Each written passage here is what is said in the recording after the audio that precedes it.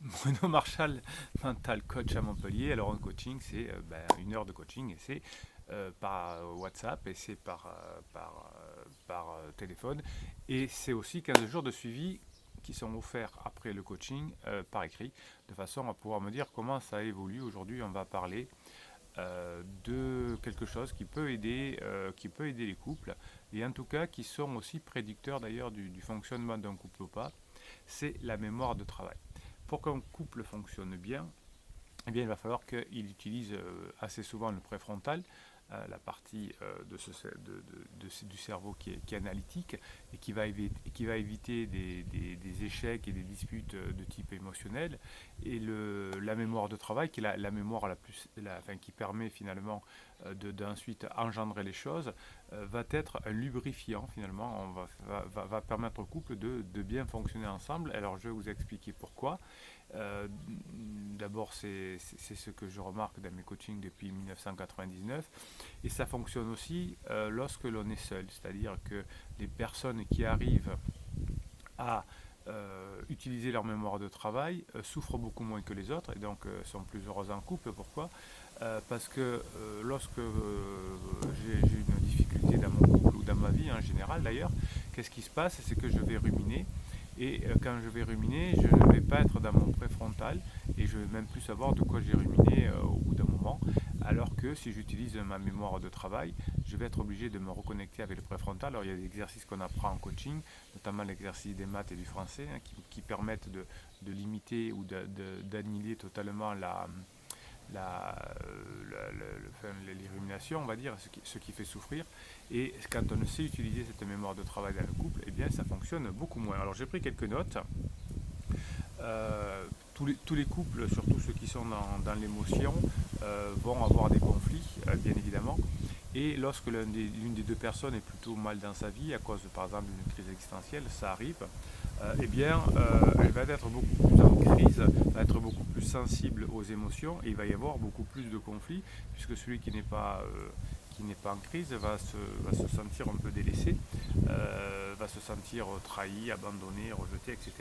Et donc, on va avoir des conflits, et il y a une des deux qui va croire que son mal-être vient du conflit.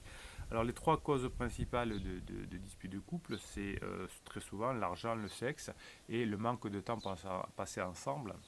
Vous pouvez mettre ici la communauté, votre point de vue par rapport à ça, quelles étaient ou quelles sont les disputes le plus dans votre couple. Est-ce que c'est vous aussi l'argent, le sexe et le temps passé ensemble, en tout cas le manque de temps passé ensemble. Donc il y a beaucoup effectivement de disputes. Et mes collègues de l'université de Caroline du Nord, bien sûr aux États-Unis, ont fait une étude parce qu'eux aussi se sont rendus compte que finalement, plus il y a de disputes dans le couple, plus ça vient des émotions. Ils ont fait cette étude-là, un peu parallèle à ce que je vous dis là, en tout cas au coaching que je fais. Et j'adore parce que souvent, tout ce qu'on voit sur le terrain, nous en coaching, on le retrouve ensuite dans des études scientifiques. Et c'est bien parce que ça aide nos clients quand c'est validé encore plus scientifiquement. Et certains clients ont besoin de ça. Donc cette équipe de l'Université de Caroline du Nord, avec autour de... C'était... Qu'est-ce que j'ai marqué? Ah oui, c'est Levi Baker qui faisait ça.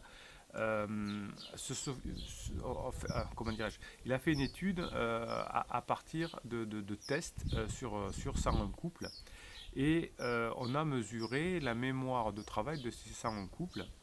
Donc il y avait 93 hétérosexuels, 7 couples lesbiens, un couple gay.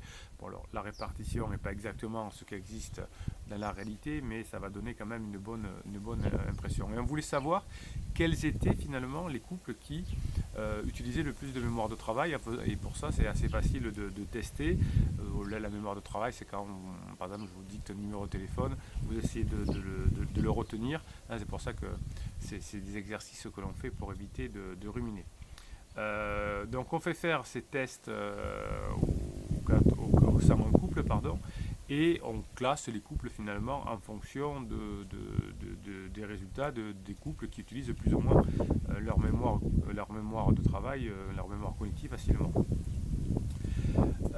On s'aperçoit dans le résultat que les couples qui ont une capacité de mémoire de travail la plus élevée sont, comment dirais-je, sont des couples qui vont rapporter des déclarations très précises par rapport aux exercices qu'ils ont vus, des déclarations très précises par rapport aux discussions qu'ils ont pu avoir.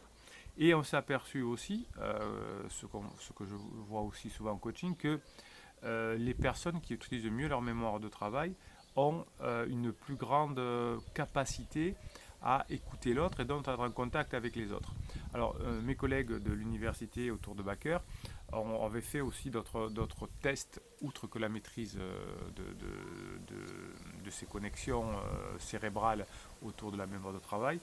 Et on avait fait aussi des tests avec ces 5 groupes sur alors, la maîtrise de soi, tolérance et détresse liée à un manque de contrôle des émotions. Et là, c'était beaucoup moins clair. C'est-à-dire qu'il n'y avait pas tellement de corrélation entre les couples qui fonctionnent bien et les couples, par exemple, qui ont des bonnes attitudes cognitives ou qui, je ne sais pas, maîtrisent mieux leurs émotions de façon directe. Donc ça veut dire que si les couples qui fonctionnent mieux arrivent à mieux prêter attention à ce que dit l'autre et n'interprètent pas dans un premier temps et aussi se souvient mieux de ce qui a été dit.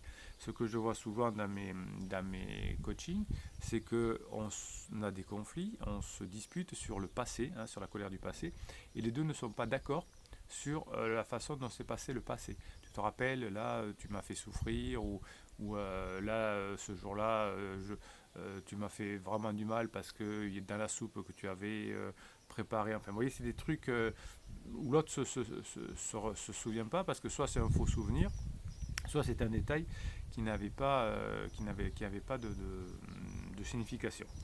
Donc quand on est attentif, quand on est reposé, quand on est sobre, bien évidemment, la mémoire de travail fonctionne mieux. Il y a beaucoup de disputes sous alcool, même s'il y a des bonnes choses qui se passent. Quand les gens sont fatigués, quand mes clients sont fatigués, il y a aussi des difficultés d'attention. Tout ça, c'est lié au fonctionnement de la mémoire de travail. Donc si vous écoutez bien votre conjoint, si vous écoutez bien votre conjointe, eh bien vous aborderez des sujets délicats beaucoup plus facilement. Pour la petite histoire, Bachler a fait 6 mois après une étude pour vérifier si les résultats sur la cognition étaient toujours bonnes. Et effectivement, les gens qui avaient eu la meilleure mémoire de travail se souvenaient bien des exercices et avaient une vision de la vie, une vision des relations avec son conjoint bien meilleure.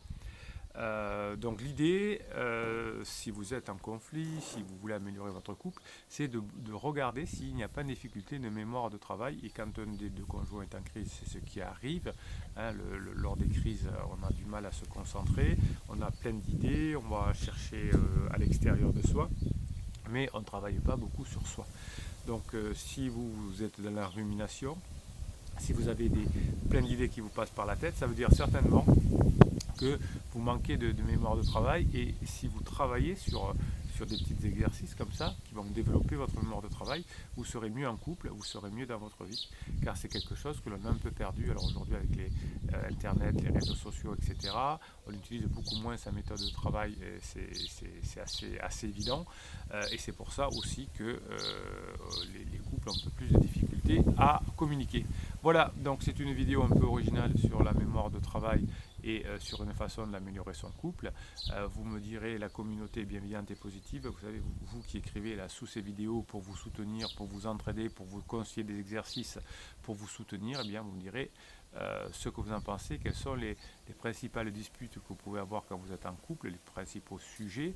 Si vous voulez vous faire plaisir, eh bien vous vous abonnez à cette chaîne, et si vous êtes généreux, vous mettez un pouce en l'air pour que YouTube puisse proposer cette vidéo à des personnes qui en auront besoin. Plus vous mettez le pouce en l'air, plus YouTube propose cette vidéo à d'autres personnes, et vous pouvez aider des personnes en souffrance. Voilà.